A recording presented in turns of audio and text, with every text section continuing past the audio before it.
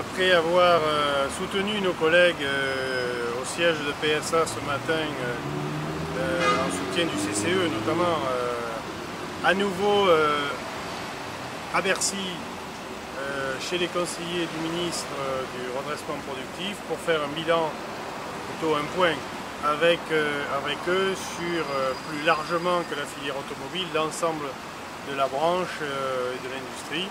Donc dossier après dossier, on pourrait parler d'Alcatel, on pourrait parler de la filière équipementière concernant les opérateurs téléphonie, on pourrait parler des nouvelles technologies d'information et de la communication, mais aussi bien entendu nous sommes revenus sur la filière sidérurgie,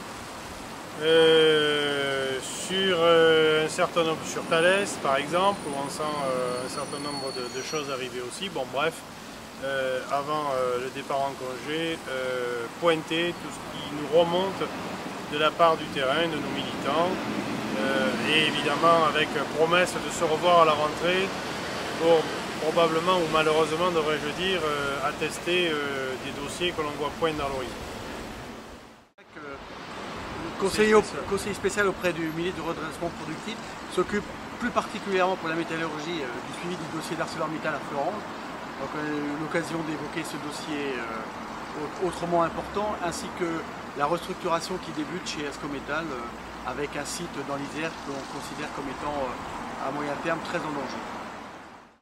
J'ai essayé de parler de l'avenir et de pointer le fait qu'au niveau de la métallurgie, nous risquions d'avoir une difficulté de recrutement et de compétences à l'aube de 2020. Et le conseiller en a convenu. Alors, un dernier mot enfin. Aujourd'hui même a été annoncé les mesures en soutien de la filière, qui sont des mesures moyen-long terme, dont les effets se mesureront que dans les mois, mais probablement dans les années à venir. Les dispositifs existants du type APLD continuent probablement. Rien de trop précis en la matière annoncé ou énoncé par le ministre. C'est peut-être pas celui qui le fera, c'est peut-être du côté du travail qu'il faudra aller chercher ces réponses-là.